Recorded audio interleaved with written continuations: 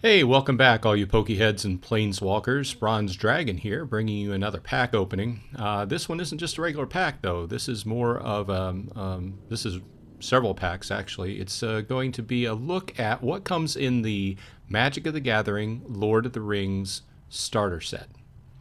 Starter sets. Some people who have been playing Magic the Gathering for a long time kind of dismiss the starter set and say it's not as great a value, but I would disagree with that. I've played Magic the Gathering off and on since the 90s, and whenever I want to dive back in and see what a set is about, I always buy the starter set first. As you'll see, the starter set usually includes 2 decks and some kind of peripheral, like boxes or things like that. And you always get 2 mythics that each of the one mythic for each deck that each deck is based upon. And most decks have 5 or 10 uncommons, and then the rest are commons. But the thing about them is they are put together, they're well put together decks so that they're made to match up against each other. Obviously, this is a good starting place for people just starting out in the game, but it's also nice to pick up if you're not sure what a new set is about, what the themes are, what kind of elements are going into the expansion. It's great to pick up because as soon as you pick it up, you're going to get 2 types of decks that can be built, and you're going to get a taste for the different thematic elements within that expansion. So people just starting out and people who are not certain about if they're going to like an expansion or not, I always say go ahead and buy the starter set.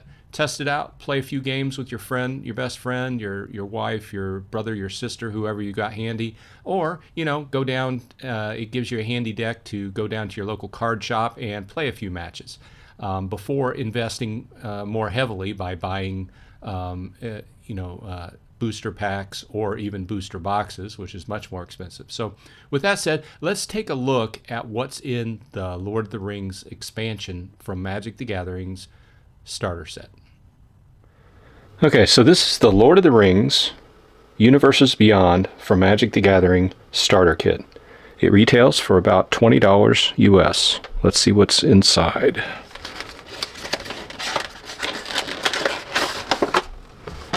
Okay.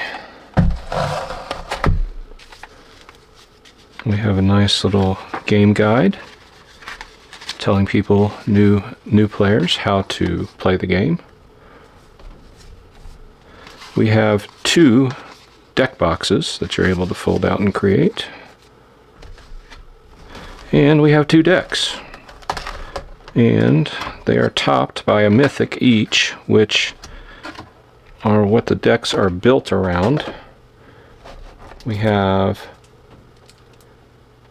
Aragorn and Arwen Wed, which is a green-white deck. And we have Sauron the Lidless Eye, which is a black-red deck. So let's put those mythics up out of the way here. And let's take a look at what's inside each of these decks.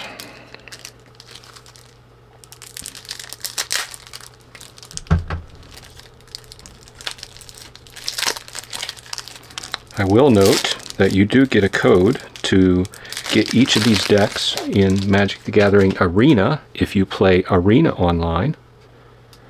So we'll note some rares. You've got Golden Shemming Guide, Witch King, Bringer of Ruin, Fires of Mount Doom, the Balrog, Flame of Udin. Might have mispronounced that. And uncommons, Goblin Assailant, 3 Goblin Assailants. And then your commons, Easterling Vanguard, 2 of those. Feed the Swarm, 2 of those. Dunlin Crebain, good card, 1 of those. Mordor Trebuchet, 2 Dunlin Crebains and 2 Mordor Trebuchets. Snarling Warg, Shalob's Ambush, Nasty End, Gothmog, Morgul Lieutenant, another uncommon. Voracious Fellbeast, another uncommon. Swarming of Moria, Olag High Crusher, two of them. Oliphant, Cast into the Fire. This is a very nice card, very quick, and gives you some variety in your deck to deal a little bit of damage or exile a artifact. Fire of Orthanc, Goblin Fire Leaper, Grishnak, Brash Investigator, another uncommon. Foray of Orcs ×2, uncommon. Mahur, Urkai Captain.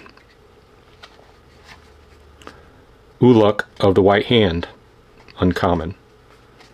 Mind Stone, uncommon. Evolving Wilds ×4, and that is a land. And then you have your base lands, swamp and mountains. You also have some tokens, 2 food tokens. Okay, looks like a pretty nice deck.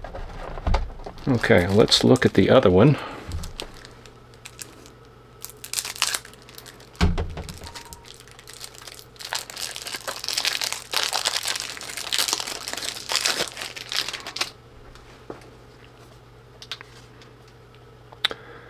Start off with the rares. Frodo, Determined Hero. Gandalf, White Rider. Galadriel, Gift Giver. Bilbo's Ring. Then we go away from the rares. Knight of the Keep, ×3, common. Westfold Rider, common. Eastmark Cavalier, common. East Farthing Farmer. Protector of Gondor ×2, all commons. Dunedain Blade, common. Second Breakfast, common. Rosy Cotton of South Lane, uncommon. Vanishing Light, uncommon. ×2. Landroval Horizon Witness, uncommon. You Cannot Pass, uncommon. Mushroom Watchdogs ×2, commons. Woe's Pathfinder, 2 commons. Bag End Porter, very popular, uncommon, common, ×2. Generous Ent, common. Many Partings, common. Galadrim Bow, common. Meridoc Brandybuck, uncommon. Peregrine Took, uncommon. Stew the Conies, uncommon. Butterbur Bree Innkeeper, uncommon. Some lands here, Shire Terrace ×2, and Grey Pelt Refuge, uncommon. And you have your standard common lands, forests and plains, and a couple food tokens, which you will need in a green and white deck. Now that we've had time to look at the cards and see what's in them, what did you think?